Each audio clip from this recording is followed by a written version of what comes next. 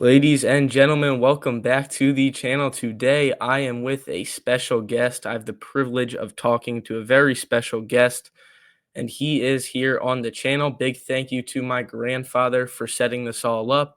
Huge thanks to him.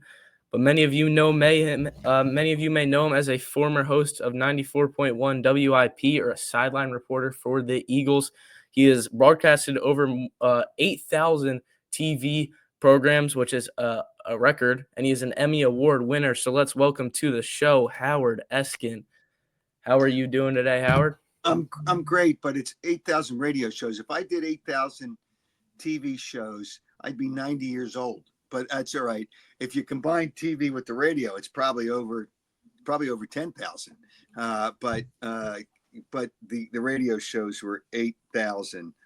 So it's all good. But yeah, it's all good. Whatever it is, it's all good. Yeah, well, still crazy stuff, but Yeah, it sure is. thank you for your time today. And I just have a few questions. I guess the main question I want to ask you is this question, I guess, that I would relate to and other people. But I mean, how did you get involved with the career of sports media and broadcasting? I mean, like, how'd you get on this path, and what made you, find the path? You know what? It's a tough question to answer. When I was younger, obviously, like you, I was very interested in sports, played sports, but that doesn't mean you're going to have a career.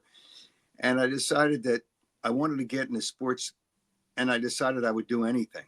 Like I was, and you don't even know what a 45 is, but your mother and your grandfather do. It's a record. And for disc jockeys, they used to have, now it's all on tape, they used to have somebody spin the records for them. So I I was on the air early in my career, and I was doing music.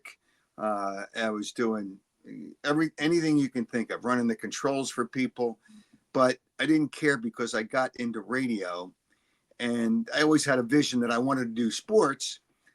And then if you're in a place and they see what you're doing and they see you work hard, uh, there's usually an opportunity. So, kind of the way I got into sports was after I was on the air at music stations, and I came back to Philadelphia, which is my home, and I started working for a station spinning the records, but they had nobody covering sports. So I asked if I could do it on my own time, which I did.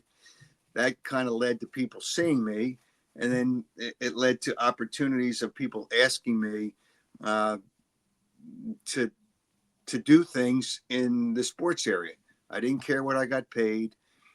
So I was a sports reporter for 1210, which was my first sports job. That was quite a while ago. It was in 1976. And that was my first sports job. And that led to a talk show on an FM station before WIP.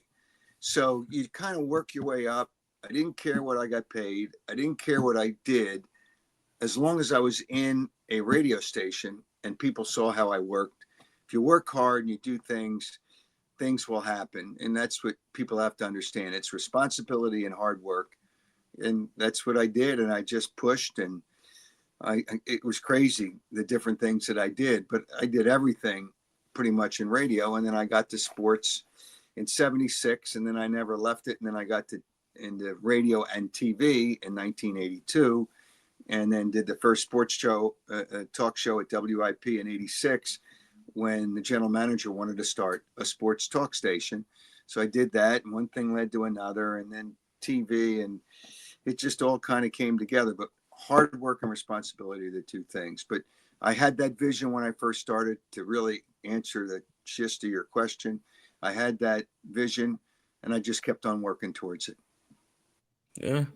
Well, I mean, whoops. I mean, it's good stuff all around, all of your work. I really enjoy. And I mean, I guess the next question I'll ask is, it might be a tougher one to answer, but I mean, like, what's the best advice you were given that you could maybe pass down to people like me or other young kids that want to get into this? Uh, don't, if people want to get into sports, that's great. But you're not just going to jump right in and say, all right, I want this job and I don't want any other job. If you can get into a radio station, if that's what you want to do, if you can get into a radio station, take anything that they have to offer. And then when you're there, you just kind of keep your eyes open, and sometimes opportunities happen. If they see you work hard, there was a fella um, that I worked with that I was spinning records for, two major personalities in Philadelphia before your time. But your parents probably um, would know who they are. Jim O'Brien and George Michael. Again, you wouldn't know, but they all kind of helped me along the way because I saw I worked hard. Jim O'Brien would always help somebody who wanted to help themselves. So, and he pushed me into, I was doing radio. He pushed me into TV because he thought I was ready for it. But the best advice is if you're working hard and have responsibility, somebody will see you doing that and will give you an opportunity. For instance, at Channel 29, the producer who's now the sports director there was an intern for me at Channel 3. And he worked very hard. He had a lot of responsibility. And when I went to Channel 29, I was the first anchor they hired in 1986. He applied for a job, but I knew how hard he worked when he was my intern. And I have interns on ESPN. I have interns at Channel 29. I have interns all over the country, but they had to work hard. They knew uh, uh, they knew to work hard. They didn't know they were going to get a job out of that, and have responsibility. It's really not rocket science. It's not rocket science. You work hard, you have responsibility, and somebody will see you work. And the other thing, when you go for a job, don't demand what you want to get paid, because they're going to pay you what they want to pay you. It doesn't matter what you say. They're going to pay you what they want to pay you. So, and then you just work your way up from there. I mean, I made one radio station. This was minimum wage back when I first started. I made $1.60 an hour. I know you can't comprehend that, especially today, but I didn't care. I didn't care because I got into a radio station and I figured I could work my way up, and that's what I did. Yeah. I mean, that's kind of, I mean, that's good advice, but I feel like I guess that's what you got to do. You just got to work your way up. Because I Yeah. mean, I've read all about what the top guys, Joe Buck. I even read about Tom McCarthy and how he started as got his way up to the Phillies. So I mean, it's a whole lot of working up, is the way it sounds. But I Yes, mean, it is. And that's what you've got to do. Uh, that's what you got to do. I mean, yeah, and you'll have opportunities if you do that. Trust me. yeah. Well, I guess a little bit of a pivot here. I mean, I know you talk about the Eagles all the time. That's right. But I guess a little bit of a different offseason that I guess might some fans might have hoped for. But I mean, we kind of saw it coming. It's kind of the usual thing that happens to Super Bowl champions. But I mean, what are your just borderline or your overall thoughts of how they're managing things? It seems like it's been more just filling in missing holes. Because I mean, we knew we were going to lose like Williams and Sweat. But I mean, how do you feel about what they've done? They even made a signing today with Azeez Ojulari, who I think is an okay player he's cheap. So I mean, how do you feel about it? Well, I knew it was going to happen because if you look at the history, teams that win the Super Bowl, their rosters change by 15 to 18 players the next year. You can't keep them because players are going to get offers from other teams, and you can't keep all your depth because they're going to get money somewhere else. And you just got to live with that and hope that you do a good enough job with, number one, that you had depth with players that you have drafted. You hope they can take over. You hope your draft is a good draft. So I'm not surprised. I'm trying to think of somebody they lost. I knew they were going to lose Sweat because they get a compensatory pick. Milton Williams, I assumed they were going to lose. Good player for him, but you can't keep everybody. Zach Bond was the only guy, the only player that I thought they really needed to keep because of what he meant for that defense. But outside of that, back then I thought was 50-50. There was reports on social media by the way, it's not social and it's not media, that said that, oh, Becton's going to take a hometown deal. When a player gets an opportunity to get more money, almost always they're going to take more money. And that's what he did. And the Eagles decided for a guard because they have tackles that are going to be there. Lane Johnson will probably be there, I would say, another couple of years. And Mailata is going to be there for a while. So you're not going to play tackle and you're not going to play the guards that much. Remember, you got to pay Cam Jurgens at some point. Landon Dickerson, I think he got a contract, but he's probably due for another one soon. You're just going to have to pay these players, so you can't pay everybody. I'm not surprised with what happened. They have to make good decisions. And when they sign players now, they sign players to 1-year contracts because if they're not good enough, they did it with Zach Bond. Some guys work out. Who was it? Devin White did not work out, but Zach Bond did work out. So if you get 50%, I think in most cases you're ahead of the game. Yeah, I agree. I guess I mean, the CJ Gardner-Johnson trade kind of caught me off guard a little bit, but I guess they got a pick out of it. And I guess Kenyon Green, I mean, they see, I guess, what they might have seen in Becton, which is a project.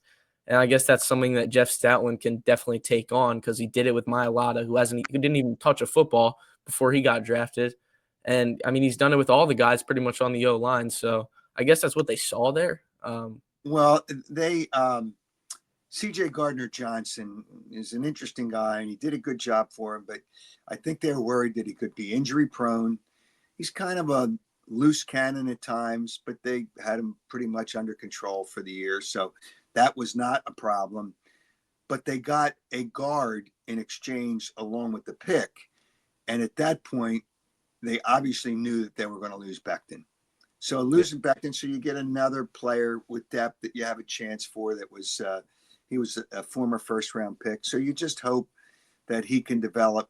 But I think that there's multiple reasons why they made that trade. I'm surprised at that trade too, but after it happened, I'm really not surprised. I'm really not surprised that they made that trade. Yeah, and I think all the moves they've made is it seems like they don't want a lot of veteran presence on the team. I mean, I know they have the main guys, but I mean, they're cleaning out. It's going to be all young next year. I guess Sidney Brown will play safety instead of CJ Gardner Johnson. So I mean, I guess that leads me to my next question, which is, I mean, is there a specific position group or player in the draft you want them to target? When you're drafting at 32, you got to, everybody says it and it's the truth. You got to take the best player available. But the other thing is, I think the Eagles, I really believe they will find a way to trade up because they all those draft picks they have, they can't keep all those players. They just can't. So they're going to have to trade some of the picks. And I know they hope, and they've done this in the past, that's kind of their MO. They use those draft picks to try to trade up. I know they want to get in the top 10, but I don't think there's a prayer that they can get in the top 10. I don't know.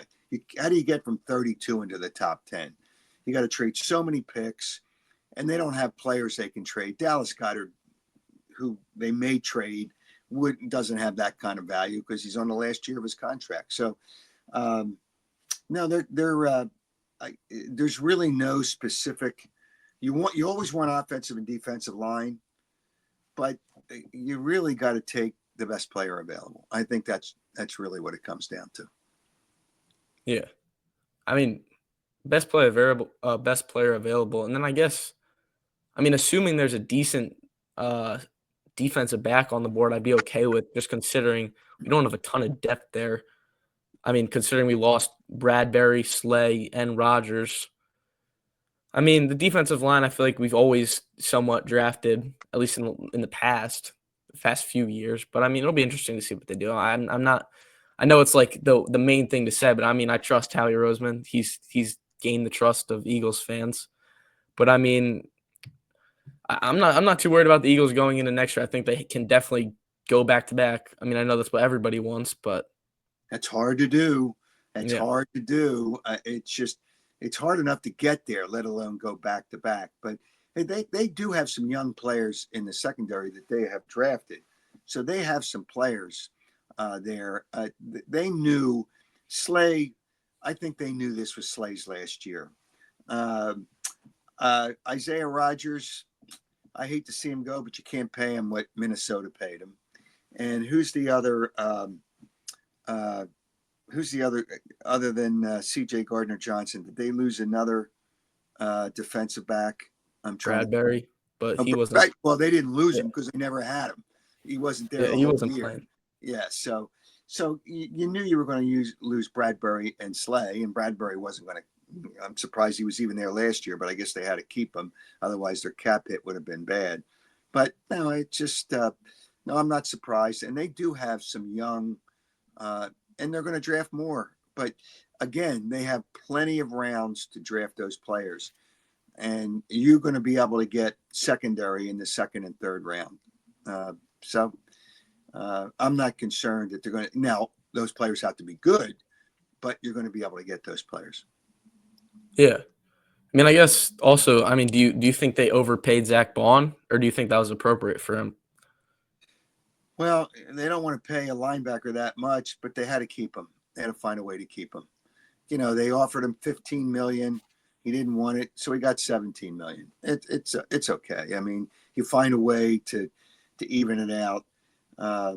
If Nakobe Deems stays healthy, it'll be interesting to see what they have to pay him eventually, because I think he's a good player, but he's got to stay healthy. Yeah, I guess. Yeah, you can't pay everyone, but I mean, I know Nope. that's what that's really what's all that's been talked about, especially I mean NFL Network, ESPN. I mean, that's kind of the price you're gonna have to pay by winning the Super Bowl. Like you said, I mean, you lose like what 15 to 18 players on a roster. Yep. So I mean, I'd say we're right around there right now, but maybe a little less. It is what it is. Yeah. And they're going to lose players, and they just got to develop new players. That's what it comes down to. And the players that had good seasons, can Saquon Barkley rush for 2,000 yards again? I don't think so.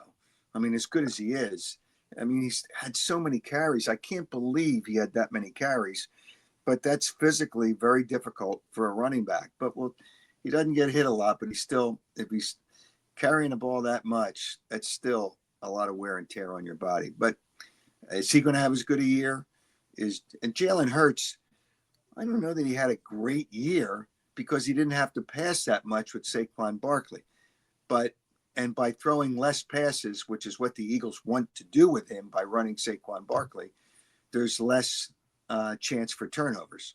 So they got to have, and the offense, here's the biggest thing that the Eagles had last year, and for most teams, that's lucky. They didn't have many injuries. Detroit got slammed with injuries at the end of the year. Now, I don't know if they were better than the Eagles, but the reality is if you don't have injuries, you're in good shape. But can you go 2 years and not have a lot of injuries? And that's what that you always have to worry about that. That's always a problem. Yeah, I think you're spot on. I mean, I guess we'll have to see what happens, but Yep. um, I guess shifting to the Sixers now. I mean, they're a mess. I mean, how do you feel about, I guess, what people would call their tank job? I don't even know if I could call it that because I don't That's know. what it is. That's what it is. They stink. They suck. Do you need anything else? They are awful. And they were built to be awful. To sign Embiid to a 4-year extension, which starts next year, was disgraceful. To sign Paul George to 4 years was disgraceful when nobody else offered him more than two. Two old guys at too much money. Maxey is a really nice player, but he's the third player on a very good team. He's not a star. He's just a third player. They got McCain, and everybody fell in love with McCain, but you can't play Maxey and McCain together because they're both the same player. You can't play both those short guards in the backcourt at the same time. So they are really a disgrace, a mess. The guy that's making the decisions is an idiot and a con man, and that's Daryl Morey. He admitted he uses a form of AI to select players, artificial intelligence to select players. I mean, it's just they will not win a championship for years and years and years unless they get real basketball people in there and they get new ownership. I can't believe they actually are not embarrassed with what they're charging people for tickets. It's disgusting. Even if you bought a ticket and you paid $2,000 a ticket, why do you want to go? It's a horrible product. So I don't even know where to go with them. And Embiid got his money, so it doesn't make any difference anymore. Once he got his money, it's over. And that's who Yeah. he is. I mean, I think Morey needs to go. Josh Harris and company. I mean, they were focused on the Commanders more than the Eagles the entire. Oh, he doesn't care about the Sixers. He just Yeah, I cares mean, about Commanders won. the football team. Yeah, that's exactly right. It's terrible. Absolutely terrible. Yeah, so I mean, do you think Nick Nurse has to go too? I was waiting until more than half the season. Does he have to go? I don't know what coach could coach these guys, but I think Nick Nurse is at best an average coach. Are you going to win a championship with Nick Nurse? And I don't want to hear, well, he won a championship. Well, so did Glenn Rivers win a championship, but that doesn't mean anything. Nobody liked Rivers as a coach, and it's just I don't think Nick. I think Nick Nurse is barely an average coach, and he makes excuses all the time. He just he doesn't. I don't know what it is. He just doesn't engage the players to play hard and play well. And I don't know that he really knows everything he needs to know to make that team better. Well, you can't make this team better, so it's unfair to judge him. But I've seen enough of him. I don't know. He'll be back next year. You're firing the coach, you still have a horrible team, so it doesn't make any difference. Yeah, I mean, I'll laugh if they don't even get their pick in the first round. I will not stop laughing. I think it's what top six Well, they're protected. under investigation. The NBA should take away their first pick, but they won't do it because Adam Silver is one of the weakest commissioners in the history of sports, and he's got no guts to do it. They tried to lose. In the bylaws, if you try to lose, they can take away your team. They'll never do that. They will take away a draft pick. I don't know. They'll probably take away a second round pick and not the first round pick. Yeah, it's a mess. I mean, Yeah, even terrible. if they even if they do get a very young, highly praised prospect, I mean, that's not going to fix anything. Embiid wants to be himself. He's the only one. He wants to control the team himself. He doesn't care about George or Maxey. He doesn't. Here's about his own numbers and his money, and he got his money. It's a Yeah, joke. but It's a joke. and I mean, Paul George isn't going to retire anytime soon either. But I mean, that's the only No, way. no, no. He's going to get his money. They're all going to get their money, and that's what they want. They want their money. Yeah, I mean, I guess the only bright spot's been Grimes. He's been the only thing that's been half decent this season. Yeah, but he's playing with nobody on the floor, so he gets all those shots. And I don't know that other teams play hard against the Sixers. It's just, yeah, Grimes. Everybody's excited about Grimes, but we'll see what happens if they become if and when they become better. So we'll see. So Yeah. everybody can shoot in the NBA. I shouldn't say everybody. There's so many players that can shoot. I don't know that makes a difference. There's other things you got to do as well. Yeah, I mean, I guess people were talking about when McCain comes back next year, you put Grimes in the starting lineup, have McCain come off the bench, so that way him and Maxey don't share a ton of minutes. But I mean, like, we're not doing anything regardless. I mean, I don't even. It doesn't matter who's on our team. I just really don't see us making a playoff run with Embiid even on our team. But What's they're it not. They're never. the playoffs? They're not going anywhere anyway. Yeah. Make the I mean, playoffs, they're they're never. not going anywhere. It's a waste of money and time. Waste of money for the fans to buy tickets because they got. If you get in, anything can happen. No, anything won't happen. Not with the Sixers. Yeah, and I mean, Embiid's never healthy either, so it doesn't. I mean, Now, people say they're never going to trade Embiid, but I mean, I think they really need to. wait a minute. Who would take Joel Embiid with 4 years remaining at $62.5 million a year? Nobody, but Nobody's going to take him. You'd have to trade him and give away 2 first-round picks to trade away the money. It's a disgrace. It's a joke. You can't. Everybody, they should have traded Embiid 3 years ago, and I've said that. And they made a mistake. They waited too long. yeah, should have also never gotten rid of Jimmy Butler either. Well, that's But another. Yeah, that's another story. Yeah, well, They made so many mistakes. They made so many mistakes. yeah, and I think the funniest part about it is that, I mean, like, Brent Brown might end up being the best coach in the process era. Yeah, the process, which never worked anyway. That was a joke. That was a sham, a joke, and it was a Ponzi scheme. It was ridiculous, ridiculous. Yeah, well, I mean, I appreciate you coming and talking with me today. Don't want to keep you here for too long, but if there's anything else you want to say. No, I have a podcast which is on. I do it live on Wednesday night at 7:30 and Saturday morning at 8. But obviously, on the world of social media and the platforms it's on, it lives forever. So I've had some really nice guests, and it's been good. So Wednesday night at 7:30, we'll talk about the NCAA tournament. I have a handicapper on. Mike Schmidt's going to be on next week. So I got a bunch of different people that I got lined up to come on too. So that's great. But Yeah, yeah, I can put the link to your the channel in the description. okay. So yeah, if you want to see more special guests like him come on the show, of course, please make sure to leave a like and subscribe if you guys are new to the channel. We are rapidly growing, and the more growth and support, the bigger and better the channel will get.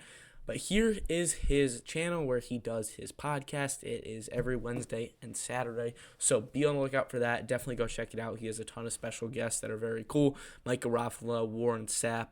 I think he even had Brandon Graham on a few weeks ago. So a ton of cool stuff out of him, and definitely go check him out as well. But thank you guys so much for watching this one, and I will see you guys in the next one. Peace.